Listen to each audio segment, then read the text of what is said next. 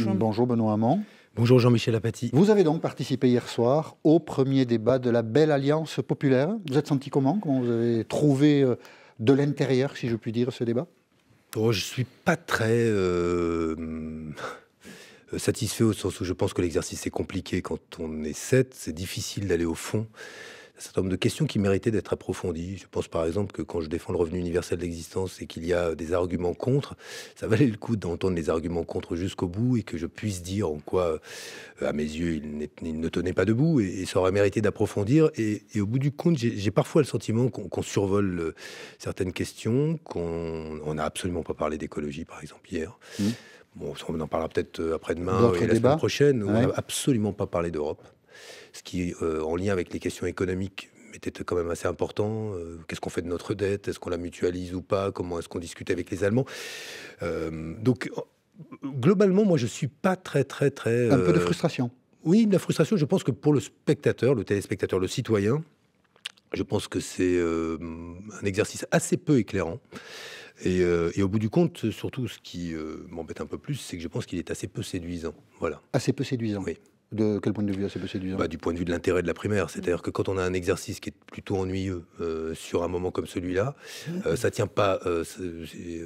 voilà, ça aurait été mieux que ce soit moins ennuyeux. Mais je pense que, à la fois pour les journalistes et pour nous, je pense que dès lors qu'on est 7 et qu'on a 1 minute 30 à chaque fois et qu'il faut aborder 3 thèmes aussi importants que l'économique, puis la question du terrorisme, de l'international, puis enfin la question de la laïcité de la République... Mais aucun de vous... Aucun de vous n'a pris des risques, on vous a senti tous assez empruntés, ne voulant pas vous attaquer les uns les autres. D'abord, parce vous avez tous fait le choix du jeu.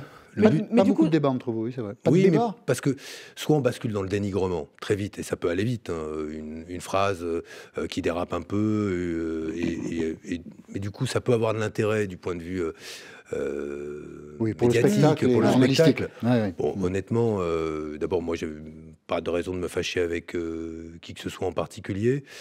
Et puis chacun a, je crois, plutôt le souci d'avancer les arguments qui justifient sa candidature. Après, on est convaincu ou pas si ces arguments sont solides ou pas, s'ils sont factices, mais ça, ce sont les spectateurs qui jugent. Mais du coup, vous semble dire que c'est la forme, en fait, qui vous empêche de faire du fond, finalement. Et les deux. Je pense que dans la période, moi, il me semble, c'est la raison pour laquelle je sors délibérément d'un cadre qui était celui, finalement, dans lequel se déroulaient auparavant les débats, où chacun défendait sa mesure pour la croissance, ici par la relance de l'offre, là par la relance de la consommation, chacun défendait une mesure fiscale, ici sur les entreprises, ici sur les ménages. Je pense que ce débat-là est intéressant, sauf qu'il ne parvient jamais à répondre à la question centrale, comment faire baisser le chômage, comment faire baisser les inégalités et faire revenir un peu de prospérité. C'est pour ça que pour ce qui me concerne, je sors du cadre avec la question, le point que je pose, faut-il continuer à aller chercher une croissance qui se fait au prix de la dégradation de l'environnement? Et si on ne le fait pas, que fait-on à la place? Et je propose la transition écologique. Faut-il continuer à avoir une protection sociale qui protège mal? Et je propose le revenu universel d'existence. Mais dans ce cas-là, la difficulté de l'exercice d'hier, c'est que les critiques qui existent contre ce que je porte et qui ont structuré largement le débat de la primaire avaient du mal à s'exprimer. Pourquoi? Parce que dans le temps qui nous est donné, même pour mes détracteurs, c'est compliqué, honnêtement, d'argumenter. Donc c'est plutôt frustrant pour cela. Mais voilà, après... Bon, vous faites état de votre frustration avec une certaine honnêteté. Mais je pense que les spectateurs, les téléspectateurs aussi... Oui, mais... on verra le chiffre dans quelques minutes. Mais ça, je ne doute pas de ce qu'il faut. Vous n'avez pas tort.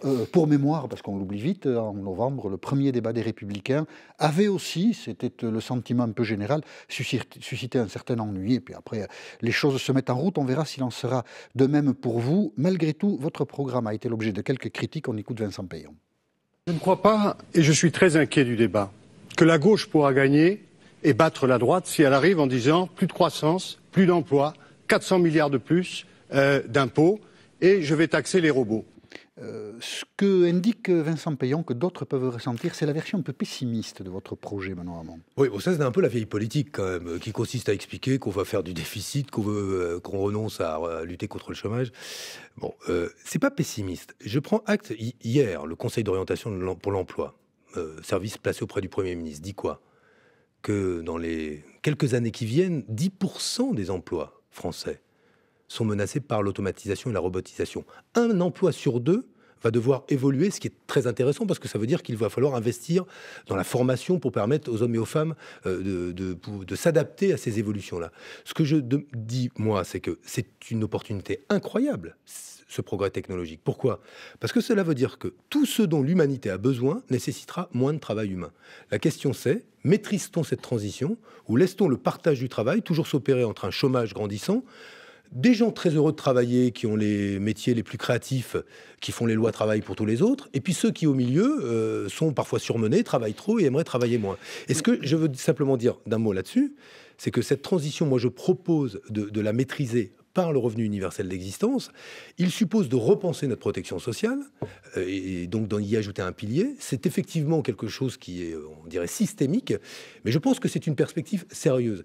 Et honnêtement, la manière un peu lapidaire, pour ne pas dire rudimentaire et caricaturale, dont Vincent l'a résumé hier, à mon avis, ne correspond pas à la nécessité qu'on a aujourd'hui de débattre de ces questions avec sérieux. Mais peut-être qu'il est difficile de débattre de ces questions-là, c'est-à-dire d'une mutation importante de la société, dans le cadre d'une primaire où il y a 7 candidats, tous étant à égalité, alors que tous n'ont pas le même statut objectif, si je puis dire. C'est compliqué, quoi. Oui et non. On a pu en débattre. Non pas hier. Hier, je pense que personne n'a été éclairé sur le bien fondé ou pas de cette mesure. Mais souvenez-vous de là où nous partons. Quand j'ai commencé à avancer sur la question du revenu universel d'existence, la question était périphérique. Elle est devenue centrale et on aborde désormais, avant-hier, Daniel Cohen, sur l'antenne de France Inter, une antenne de la maison de la radio, de Radio France, disait, non seulement c'est réalisable, mais souhaitable. Et disait comment ? C'est intéressant de voir que quelques grands économistes aujourd'hui viennent aussi apporter leur contribution sur ces questions. Et on en reparle dans 90 secondes, 8h40 sur France Info. Voici Victor Matel. Il reste ce matin 11 départements du nord de la France, de la Manche jusqu'à l'Aisne, en vigilance orange à la neige et au verglas. Attention donc si vous devez prendre la route. En revanche, l'alerte au vent violent, elle est levée, mais 237 000 foyers très exactement n'ont pas de courant. Les secours sont intervenus près de 4500 fois ces dernières heures, dans l'Oise notamment. 2h30 de débat hier soir à la télé, le premier pour les 7 candidats à la primaire de la gauche. Unité contre une droite jugée brutale et divergence sur les programmes. Dans l'ensemble, un débat de bonne facture sans insurmontable fracture, résume le patron du PS, Jean-Christophe Cambadélis. C'est une surprise, l'Assemblée nationale donne son feu vert à l'installation de caméras de surveillance dans les abattoirs, mais seulement à titre expérimental à partir de l'an prochain, ce que regrette l'association L214 à l'origine de la diffusion d'images chocs ces derniers mois. La CFDT du groupe Auchan se mobilise contre la généralisation des caisses automatiques. D'après le syndicat, cela entraînerait à court terme la suppression de 2000 emplois de caissières. Une opération de sensibilisation est organisée aujourd'hui dans la plupart des magasins, avec notamment la signature d'une pétition. Le sommet France-Afrique à Bamako au Mali, le dernier voyage officiel de François Hollande sur le continent. Au total, 35 chefs d'État réunis pour parler commerce et sécurité, 4 ans après le début de l'opération militaire française Serval pour libérer le nord du Mali des djihadistes. France Info. Benoît Hamon est avec nous dans l'émission politique de France Info ce matin et c'est Gilles Bornstein pour la question. Oui, vous avez le débat effectivement beaucoup tourné hier autour de votre proposition sur le revenu minimum garanti. Il y a une critique à laquelle vous n'avez pas répondu, c'est celle qui avait été formulée ici même par Manuel Valls. Cette semaine, on écoute l'ancien Premier ministre. Je suis pour une société du travail, de la solidarité. Je ne suis pas pour une société de la sistana ou du farniente. Du farniente. Alors vous êtes pour une société du... Qui veut dire en italien ne rien faire, je précise. D'abord, 2 remarques. Qui soutient cette proposition venant du monde du travail ? Édouard Martin, leader, Florange, de la défense des hauts-fourneaux, leader syndical, est venu me rejoindre dans ma campagne pour soutenir cette mesure-là. Le travail pénible, il sait ce que c'est. Olivier Lebras, leader du mouvement syndical chez les GAD, abattoirs en Bretagne, il m'a rejoint.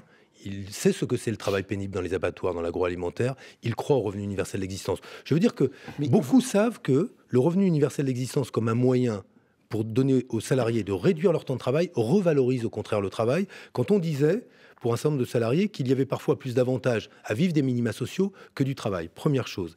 Et puis, société du farniente. Je l'ai entendu. Je trouve que, en l'occurrence, c'est assez paresseux intellectuellement. Pourquoi ? Parce que c'est le réflexe qu'on a connu au moment où Michel Rocard proposait le revenu minimum d'insertion. On disait déjà cela. Quand Martine Aubry a proposé la couverture maladie universelle, on prétendait aussi que ça allait entretenir l'assistanat.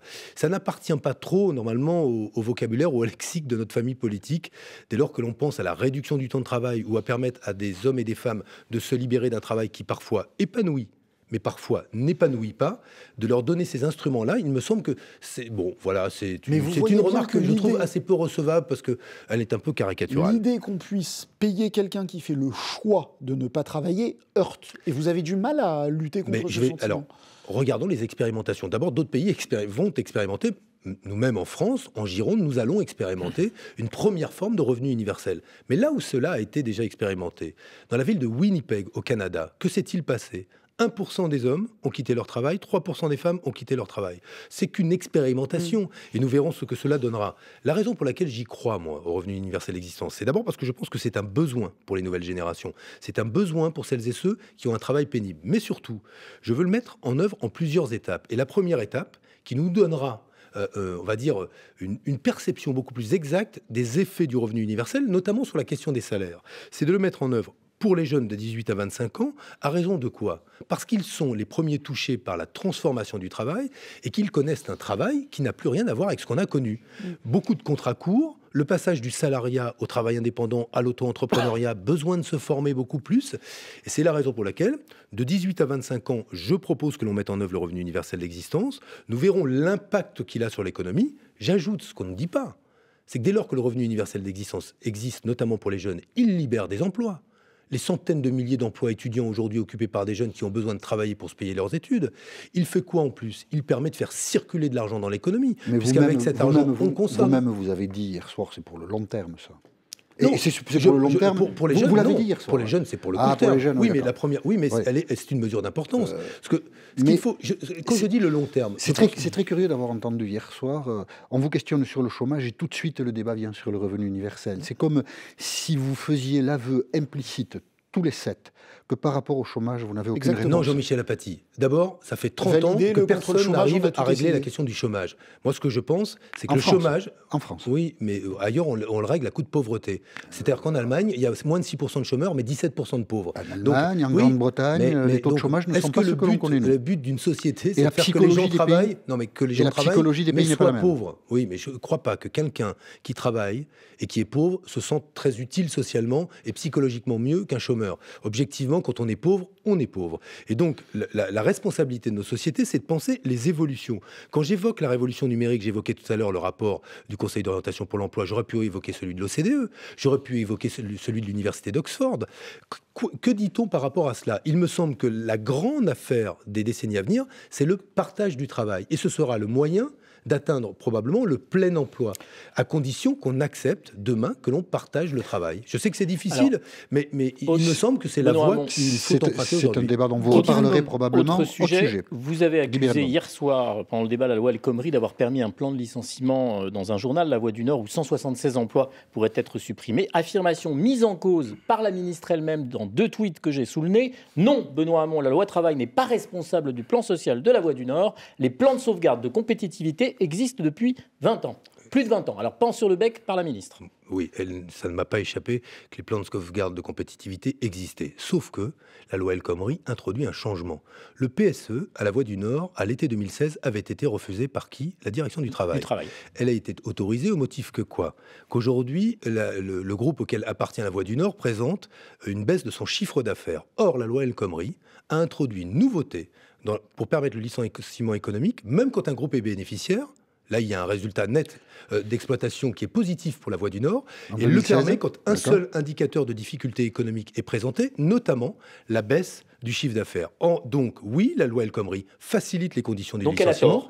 Donc, je considère qu'elle a tort. Et je pense que sur ces questions, je l'invite à être prudente. Elle a elle-même choisi de faciliter le licenciement.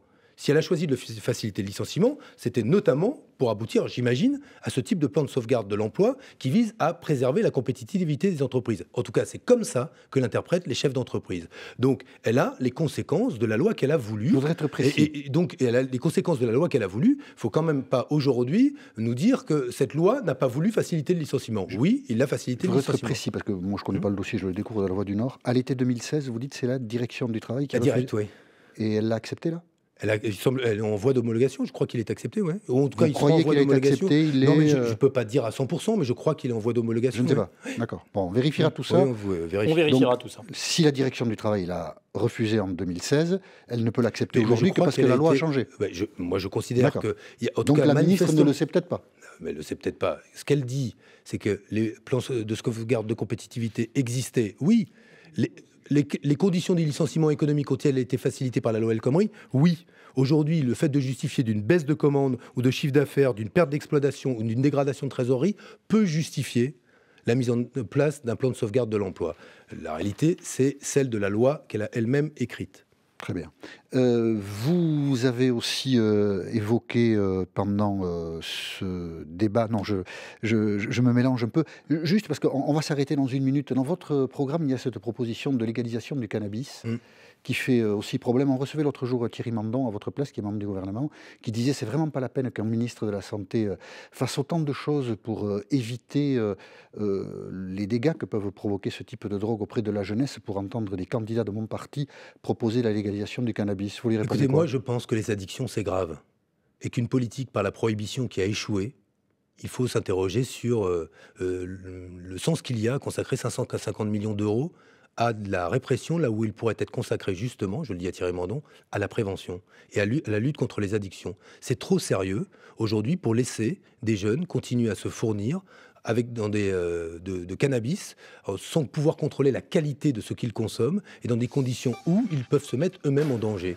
Moi, je veux sortir du déni d'une société qui, parce qu'elle a peur de regarder la réalité en face, ne voit pas qu'en termes de santé publique, il faudrait aujourd'hui suivre la voie du Portugal ou du Colorado, qui ont des bons résultats en termes de santé publique, et des bons résultats aussi en termes d'ordre public. C'est la raison pour laquelle, là encore, au nom de la santé publique et de la lutte contre les addictions, il me semble que la légalisation est une bonne chose. Je suis suivi sur cela par bon nombre de professeurs de médecine qui considèrent que c'est une voie qui est une voie utile, intelligente, sur le modèle des deux pays que j'ai évoqués, en tout cas d'un État, le Colorado, et d'une nation, le Portugal. Et les Pays-Bas, d'ailleurs, depuis bien plus longtemps que ça. Les 8h50, on y revient tout à l'heure sur France Info. Voici Victor Maté.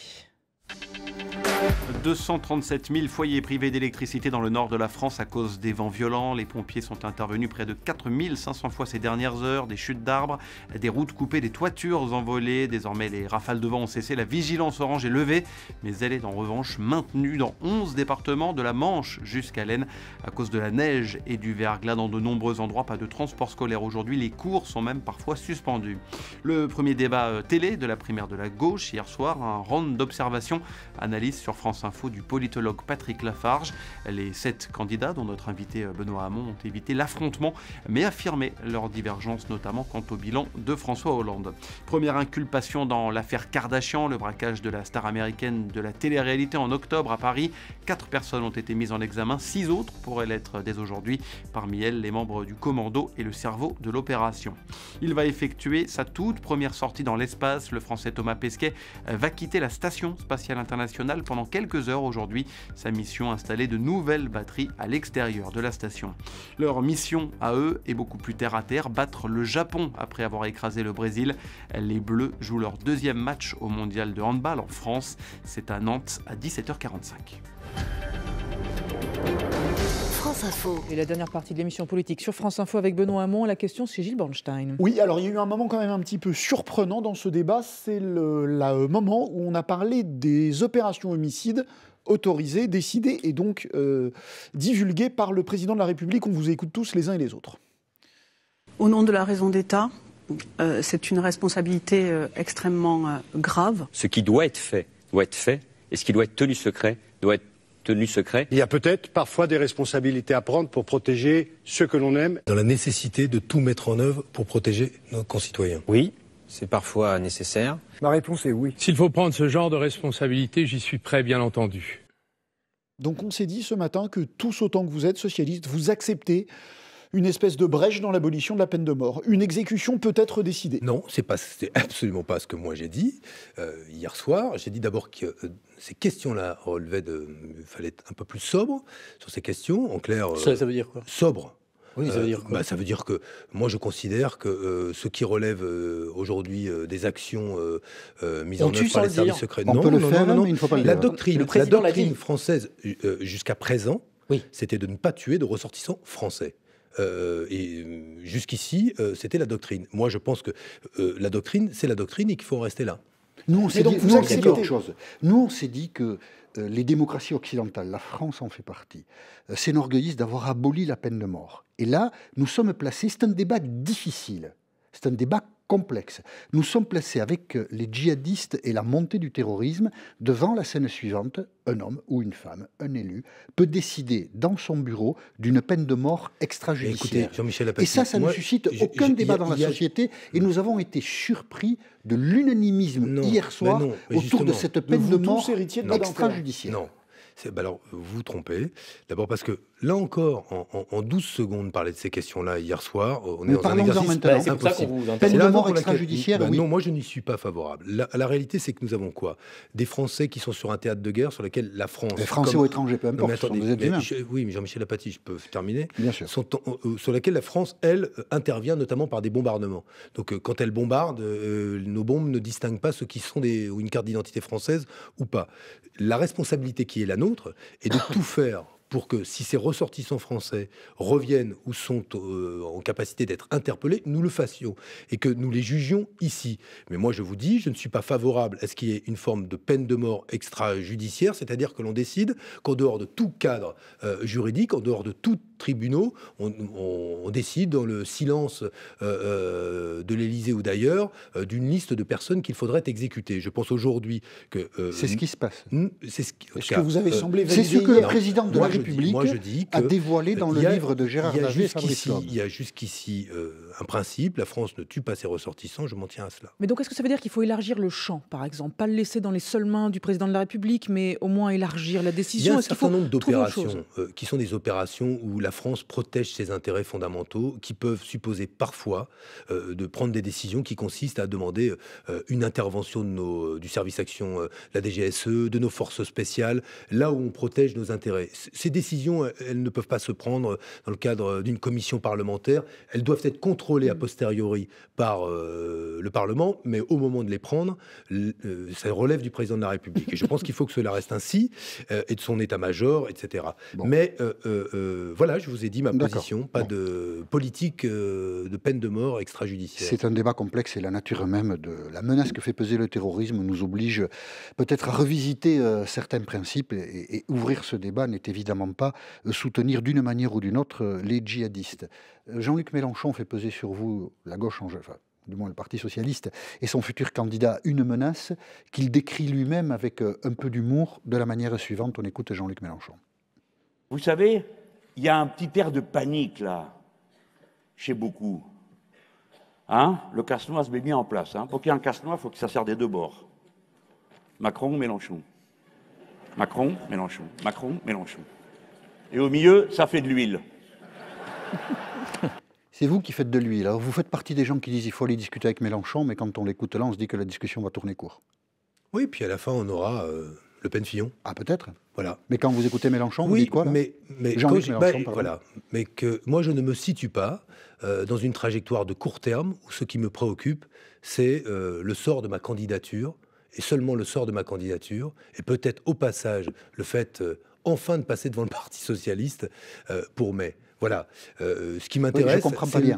Là, c'est agressif ce qu'il dit contre vous. Voilà, donc ça rend toute idée de dialogue avec lui. Faut en convenir. Mais moi, je pense qu'au-delà de Jean-Luc Mélenchon, il y a des électeurs de gauche qui ne veulent pas de Fillon-Le Pen.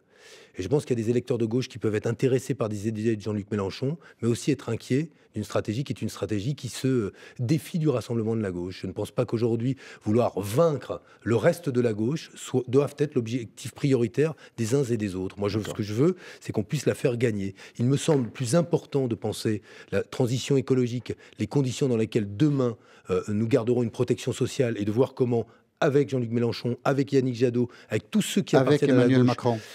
S'il se dit de gauche, Il suffit de se dire de gauche. Avec Emmanuel Macron. Bah, écoutez, on verra où il est et où il se situe. Pour l'instant, vous pouvez discuter avec tout le monde. Faire gagner la gauche, vous pouvez discuter avec tout le monde, sauf avec Emmanuel Macron. Non, je n'ai pas dit cela. Si non, je n'ai pas dit cela. Et j'ai même dit qu'il fallait discuter avec lui. Ça dépendra de lui. Le problème d'Emmanuel Macron, c'est qu'il est ambigu. Et il faudra qu'il choisisse parce que où il est à droite, où il est à gauche. Bon, une dernière question. Les journalistes l'avaient posée aux candidats républicains. Ils ne vous l'ont pas posée à vous hier soir et c'est dommage. Vous soutenez bien sûr celui qui gagne la primaire et quel qu'il soit. Je l'ai déjà dit 10 fois. La règle du jeu est connue depuis le début. Et vous le répétez ce matin. La règle du jeu est connue depuis le début. Mais vous le répétez donc depuis ce matin. Merci Benoît Hamon d'avoir accepté l'invitation de France Info. Et merci à tous. Bon week-end.